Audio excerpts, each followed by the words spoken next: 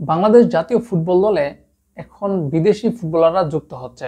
হামজা চৌধুরী এসেছেন, সমিত সোম এসেছেন, ফাহমিদুল এসেছেন, আরও বেশ কিছু ফুটবলার বাংলাদেশ জাতীয় দলে আসার মুহূর্তে অপেক্ষা করছে। তো এই সময়টাতে বাংলাদেশের ফুটবল ভক্ত যারা রয়েছে তারা বাংলাদেশের ফুটবলটাকে নিয়ে স্বপ্ন দেখতে শুরু করেছে। বাংলাদেশ ধীরে ধীরে এশিয়ার অন্যতম সেরা শক্তিতে রূপান্তরিত হবে। ঠিক এই সময়টাতে একটা জায়গাতে মনে হচ্ছে যে বাংলাদেশের ফুটবলটাকে পিছনের দিকে টেনে টেনে ধরে রাখছে, এবং সেই জায়গাটা হচ্ছে বাংলাদেশের প্রধান কোচের আসন, যেখানে বসে আছেন হাবিয়ার কাবরেরা। এবং এই মুহূর্তে বাংলাদেশের সিংহভাগ ফুটবল ভক্ত, সিংহভাগ বললে আসলে জিনিসটা ভুল হবে, বলা যায় যে 100% ফুটবল ভক্তই চাচ্ছে এই হাবিয়ার কাবরেরাকে যাতে বরখাস্ত করা হয়, তাকে যাতে সরিয়ে দেওয়া হয়, সেখানে যাতে নতুন কোনো ভালো কোচ নিয়োগ দেওয়া হয়। কারণ আমরা সর্বশেষ যে ম্যাচগুলো হয়েছে বাংলাদেশের এই হামজা শামিত্রা আসার পর, সেই ম্যাচগুলোতে আমরা দেখেছি যে এই হাবিয়ার কাবরেরা আসলে বাংলাদেশ জাতীয় দলের সঙ্গে বা এই দলটার সঙ্গে আসলে যায় না, তার কৌশল এই দলের সঙ্গে যায় না। এই বিষয়টাতে একমত হয়েছিলেন বাংলাদেশ জাতীয় ফুটবল দলের বা বাফুফের নির্বাহী কমিটির সদস্য সাখাওয়াত হোসেন ভূঁইয়া।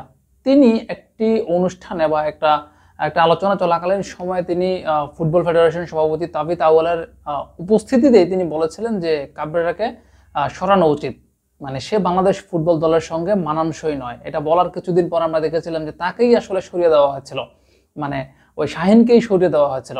এবার আরো একজন সদস্য সাইদ হাসান কানন, তিনিও এই কাবরেরাকে সরানোর কথা বলেছেন। তিনি বলেছেন এই কাবরেরা বাংলাদেশ জাতীয় দলের সঙ্গে যায় না, বিশেষ করে সিঙ্গাপুরের বিপক্ষে যে ম্যাচটা হয়েছে সেই ম্যাচে বাংলাদেশের 4টা পরিবর্তন হয়েছিল, সেই 4টা পরিবর্তন আসলে পরপর হয়েছিল, যেটা নিয়ে তিনি বিস্ময় প্রকাশ করেছেন। একই সঙ্গে বলেছেন জামাল ভুঁইয়াকে দলের না নামানোটা, মানে ম্যাচের না নামানোটা ভুল ছিল কোচের, এবং আলামিন নামার পর রাকিব যে রাইট ব্যাক হিসেবে খেলা শুরু করেছিল সেটা নাকি কাবরেরা জানতেনই না, মানে তিনি নাকি জানতেনই না যে রাকিব আসলে কোথায় খেলছে।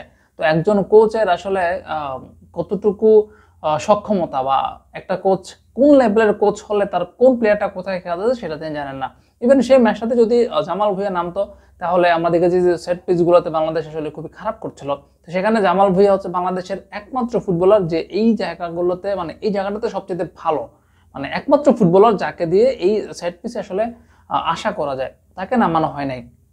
তো তিনিও সমালোচনা করেছেন, এবং তাকে যখন প্রশ্ন করা হয়েছিল যে এই যখন একটা কোচের এত সমস্যা তখন আপনারা কেন তাকে সরাচ্ছেন না, তখন আবার এই কানন বলেছেন যে সরানোর দায়িত্ব তো আমাদের না, আমরা সর্বোচ্চ পরামর্শ দিতে পারি, কাজটা তো করার কথা হচ্ছে তাবিত আউয়ালের।